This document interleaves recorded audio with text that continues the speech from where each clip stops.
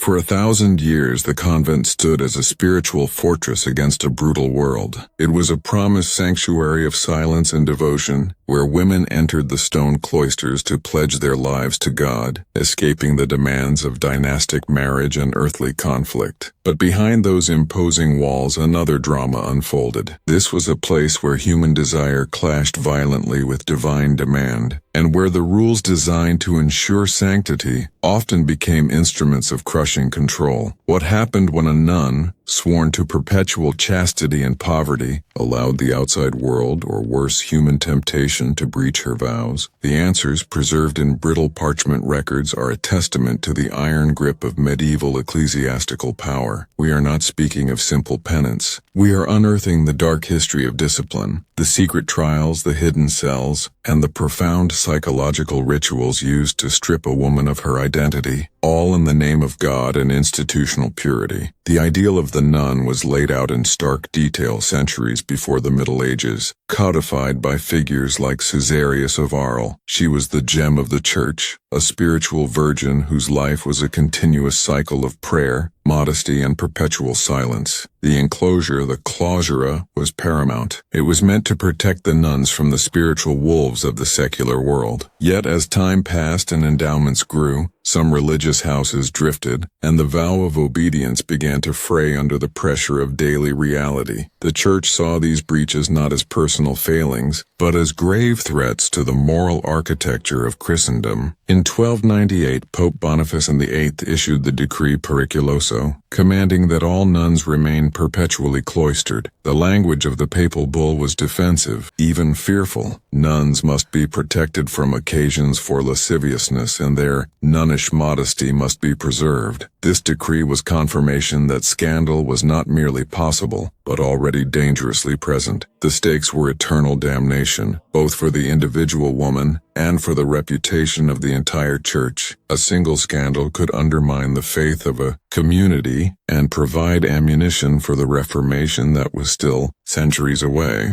The history of this darkness is written in the silence of institutions like the 12th century, Wotton Priory in Yorkshire, where a nun reportedly took a lay lover and became pregnant. This was the ultimate transgression against her sacred promises.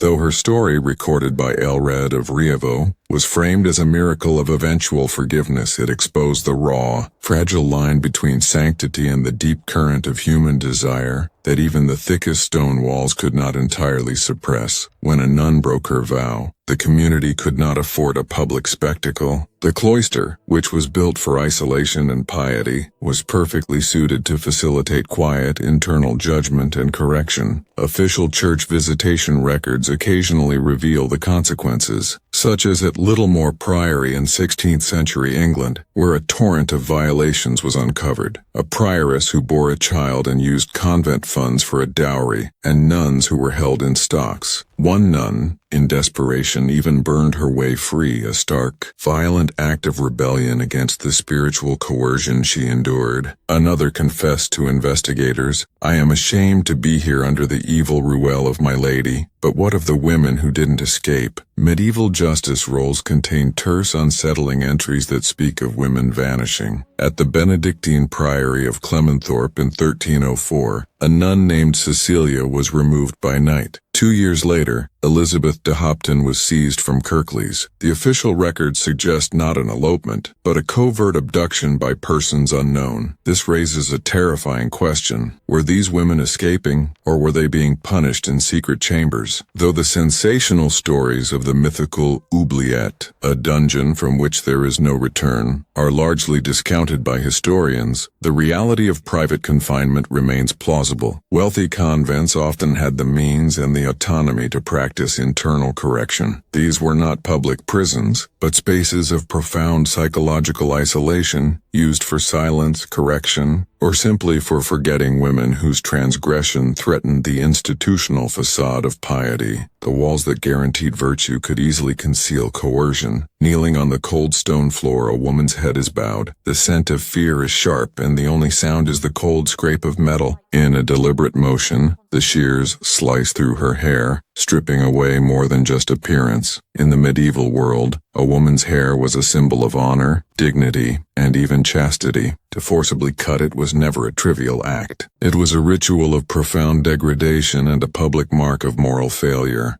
This act was especially potent in the convent. The Merovingian chronicles detail how a woman entering religious life underwent a ceremonial cutting of hair, a sacred dedication, transforming her into a bride of Christ. But when used as a punishment, the same blade told a terrifyingly different story. For nuns accused of sexual misconduct or open rebellion, forced tonsure became a punitive gesture designed specifically for public humiliation. The symbolic power was absolute. Hair, once braided as a sign of virtue, became a canvas for dishonor. The punishment did not simply mark the body, it sought to rewrite the moral status of the soul. This was the peak of institutional control. The paradox, where the very instrument of sacred dedication, the shears used in the holy tonsure, was repurposed to enforce shame and disgrace upon a dissenting woman. The hair fell to the floor, and with it, the woman's standing, her identity, and her control over her own body were completely removed. It was a sentence delivered not by a magistrate in a public square, but by fellow women behind the silent high walls. Across centuries, the convent was far more than a haven of prayer. It was a rigorous battleground of obedience and defiance, silence and judgment. The medieval fascination with controlling female piety created environments where rituals turned readily into instruments of suppression. The veil, the stocks, the secret cells, and the punishing shears each held a meaning that determined the fate of individual women and underscored the harsh, unforgiving moral framework of entire societies. These hidden acts were not random cruelties. They were calculated measures designed to maintain absolute institutional authority. Writing a dark chapter of history in the quiet seclusion of the cloister, we are left to interpret the difficult line between spiritual sanctity and profound suppression. When the rules of devotion are deployed as weapons to punish dissent, how far does the morality of the institution truly extend? As the Periculoso Decretal warned, nuns were to remain perpetually cloistered so that their hearts and bodies might be safeguarded in complete chastity. But as this history reveals, when walls grow too high, even the holiest of enclosures can become a cage, haunting us with the echoes of silence and control.